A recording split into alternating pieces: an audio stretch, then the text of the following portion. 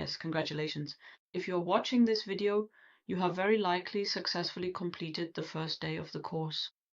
We have come to know and appreciate the vessels in the upper abdomen as helpful signposts, and now, similar to a Google Maps landscape, we want to take a closer look at one of these vessels, move into the right upper abdomen, and work out the portal vein as a guiding structure for the gallbladder and bile duct.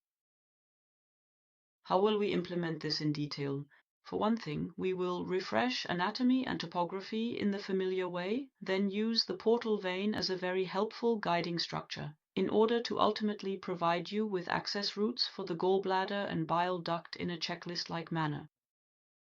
Let's start with a now well-known illustration, the upper abdominal vessels in the anatomical image, and we will now move from the mid-abdomen, aortally and venally, to the right towards the liver, here already cut open with the hilum area of the portal vein. This is how we reach the liver, which we see here from the ventral side with its suspensions. The gallbladder, which we want to find, is located caudally and, in principle, also dorsally to the right liver. The liver itself is suspended by broad ligaments. First, we have the falciform ligament, which goes ventrally to the abdominal wall and sends the obliterated former umbilical vein in its caudal part towards the navel. If we look at this area now and think again about where we want to go, we basically have three levels. For one thing, quite logically at the top, the venous level, where the hepatic veins drain into the inferior vena cava. In the middle we have the portal level, where the portal vein ends. We will be heading there shortly. And caudally we have our actual goal for the first part, the gallbladder. So we are basically working on 3 floors. Let's look at the liver from below now, just as we would scan it subcostally with the transducer, and then we find the portal vein here, right in the center, in cross-section, with the left lobe on this side, the right one here, just as it appears in the ultrasound image. And we can see that here this ligamentum teres runs from the left portal branch towards the surface, and as a mirror image on the other side, the gallbladder bed is located, or also here the so-called interlobar fissure, connected at the bottom, if you will, by the portal plane. If we imagine this like a kind of U shape, that is already a very nice guiding structure that we want to translate into the ultrasound image in the next step. As already mentioned, the interlobar fissure. What do we see here? For one thing, we have the left lateral decubitus position, which I definitely prefer whenever possible. We see some form of acoustic shadowing here and then, as promised, the portal plane in the middle area. And if we focus more closely, we get the feeling that there are further structures going here. If we resolve this now, we get this plane of the ligamentum teres here and here, the so-called interlobar fissure, the gallbladder bed. And in that area, with very few exceptions, the gallbladder must be located. If you simplify this further, perhaps a bit figuratively, some say it looks like a stag's antlers or like a U. Stag's antlers is quite nice. I have brought the whole thing with me as a video once again. We have already drawn in the planes. Portal plane transversely in the middle, ligamentum teres on the left in the body, from our perspective on the right in the image. If you look closely, you can already see it here too. And here, this area here is the interlobar fissure, right? We have the portal plane transversely just before it branches out further here. Right here, we can basically point our finger at it. The gallbladder will appear when we have the person take a deep breath and the liver slides down for us, because we said the gallbladder is at the bottom. Let's start the video and watch how the gallbladder develops here. And back again. Here's the gallbladder transversely ligamentum teres. Once more from the beginning, here comes the gallbladder. And we move down into the body, here is the kidney, now back again.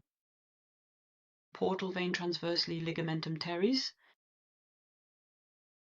We will, of course, practice all of this in the course. As you rightly noted, we just worked on the gallbladder in cross-section. Here is a nice image to show an overview of the sonoanatomy, a gallbladder in longitudinal section. Again, my favorite position, oblique left lateral position. And we have the well-known anatomical criteria, the fundus, the corpus in the middle area, and then very importantly, the infundibulum. Why do I emphasize the infundibulum? Well, for one thing, because stones can hide there very nicely. We have only a very orienting view here so far.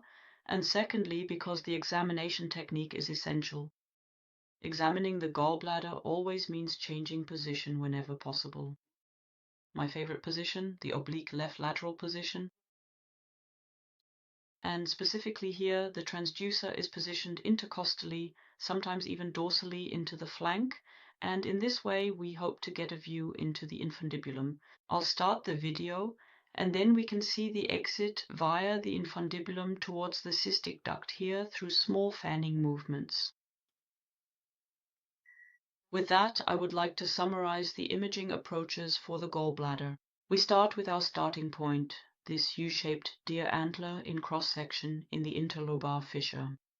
How do we achieve that? Either in the supine position or the left lateral decubitus position, subcostal scan, and we have the patient inhale. Option 1. Option 2, as just seen from the intercostal approach, also here in the supine or left lateral decubitus position. Locate the portal vein again as a guiding structure, and then we check if we can visualize the infundibulum ventrally in the hilar region.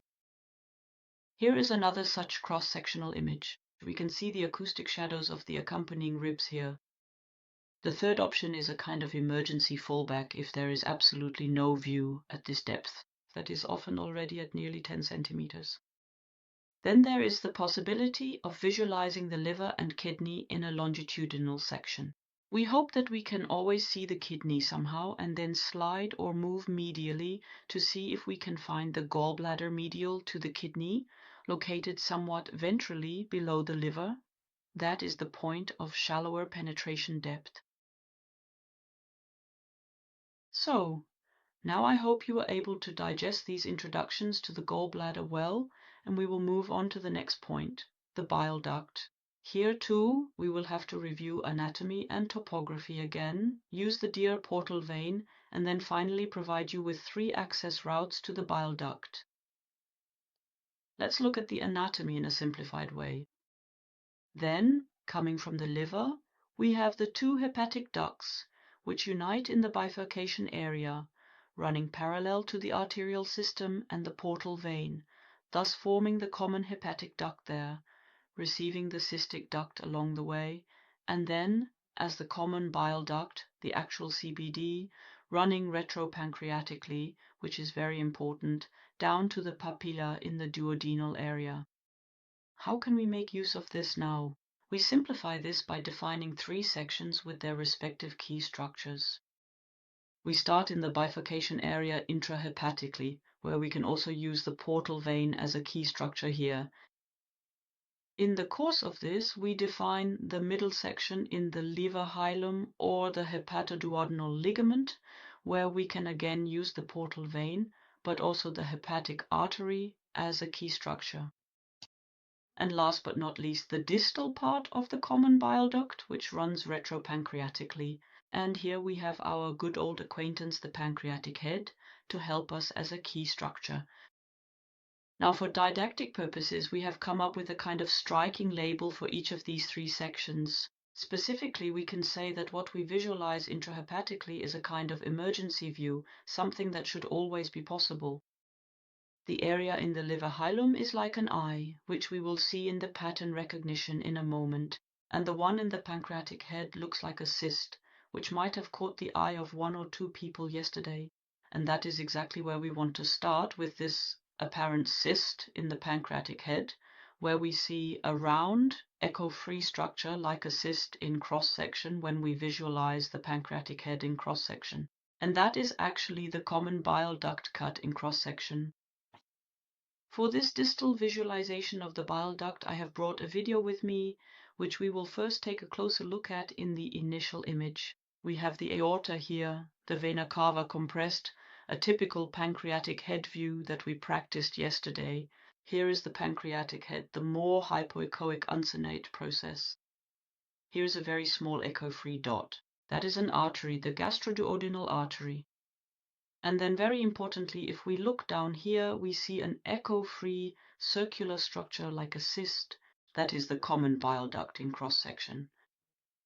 And now we start the video, and the procedure consists of rotating from this cross-section into this classic shoulder-to-navel view, thereby tracing the bile duct.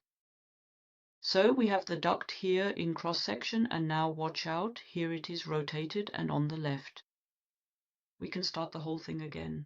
Here we have the cross-section, the pulsation of the vena cava, and here it comes in the shoulder-to-navel view, the rotated, elongated structure of the bile duct.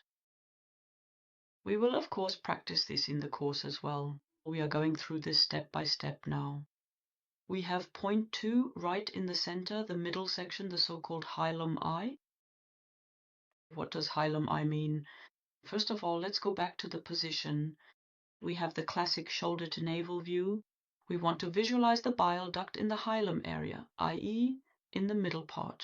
And I have brought an image with me here for you. You get the feeling that down here is the portal vein, in the middle a little dot, and above it like an eyebrow. A kind of pattern you can use. Now I'm bringing you several more of these images just to see how similar it looks.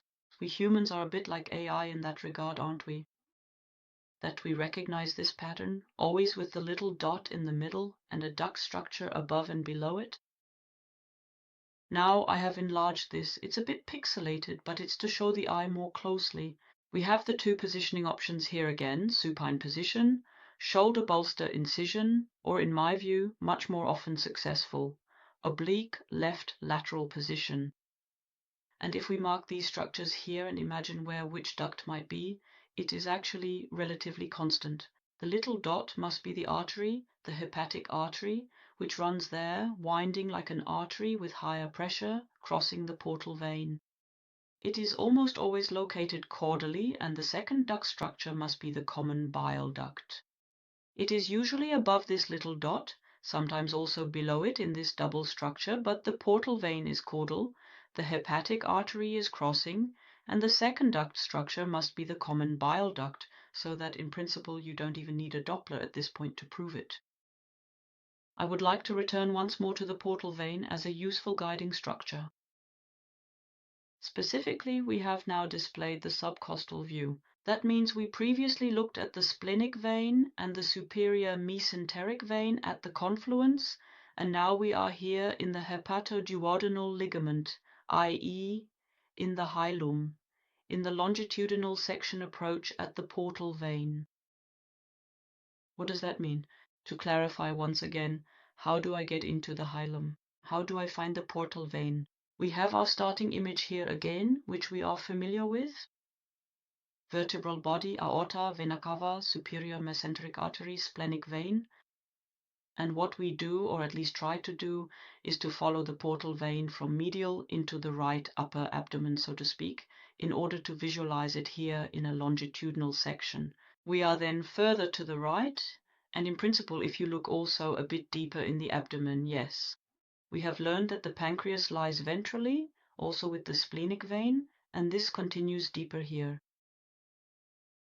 Now there are always several ways that lead to Rome, and the other way, especially if the medial approach is difficult, would mean that we look for the portal vein from a cranial direction. So we want to work our way caudally from above, from the hepatic vein confluence, and then encounter the portal vein, a structure we are familiar with. What does that look like? We have the venous confluence in the upper abdomen, pan downwards, have the patient inhale, and hope that this structure comes into view in that way. That is the other way, so to speak, to descend from the upper floor, remember the venous confluence, down to the middle floor. Accordingly, we now arrive at the third and final approach, the so-called emergency view. This means we want to locate the bile duct in the bifurcation area of the liver. How can we implement that? For that, we need to take a closer look at the portal vein again. We said that in the longitudinal section coming from the medial side, subcostal scan, supine position, or oblique left lateral position, whenever possible, we would achieve this image. But now for this intrahepatic section, we also want to encounter the portal vein in the liver where it branches out, and that is where we find it again in cross-section, once more in both positions. And you can also see here the echogenic border of the portal vein, which makes it easier for us to recognize it. And so if we now use this cross-section, yes, supine position or oblique left lateral position, then I have the initial image here, vertebral body, here the compressed vena cava, and we can already suspect some old acquaintances here, ligamentum teres. Here the portal vein is relatively flat, here was the gallbladder plane, and now it is exactly about this view again. And we check whether we find duct structures ventral to the portal vein that are dilated or indeed not. I'll start the video, and then we see the patient here holding her breath, and we have these very narrow duct structures here. I'll add the Doppler as well to prove it to you, and then you can see this very narrow duct area ventral to the portal vein here. This is the area where the bile ducts join to form the common hepatic duct. And now it's not about always visualizing these super narrow ducts in every individual case, but rather in an emergency view to look. I use this view to find the gallbladder, and if I don't see any dilated structures ventral to it, then I can rule out cholestasis at that position. That is, so to speak, the purpose of this intrahepatic emergency view. Let's repeat once more what this means from the perspective of the portal vein. We had the classic shoulder-to-shoulder view here in the schematic representation of the splenic and superior mesenteric veins, which unite here in the hilum, and we learned about this hilum eye in the longitudinal section with the crossing hepatic artery as an important representation of the middle third. In contrast to that, the emergency view was intrahepatic in the cross-section. That means inside the liver, after the portal vein runs in the pars transversalis, I check whether the bile ducts ventral to it are dilated. Let's summarize. Again, 3 versions that lead to Rome. Point 1 was the pancreatic head in cross-section, seeing the cyst-like structure distally and rotating into the shoulder-to-shoulder view. Variant 2 was primarily the shoulder-to-shoulder view in the middle third in the hilum area, in a supine or left lateral position, specifically to be approached intercostally or subcostally in order to recognize this beautiful eye-like pattern. And point 3 was our emergency view in the bifurcation area of the portal vein in cross-section, again to be searched for intrahepatically ventrally, in order to then be able to follow it towards the hilum if possible. We are now translating this rather schematic approach into an ultrasound image. I have written down the standard values here for you again, as they are frequently asked for. So this is such an image, the shoulder-to-shoulder view. Which sections do we have? We have the distal retropancreatic section where we can find what we are looking for. We have the hilar region, the hepatoduodenal ligament with the crossing artery, and we have an intrahepatic proximal access route to the bile duct in the bifurcation area. Yes, and we will practice everything else in detail on site. I have brought a little deer with me to say goodbye and cheer you up. Perhaps you can also guess which anatomical structure it corresponds to. Until then,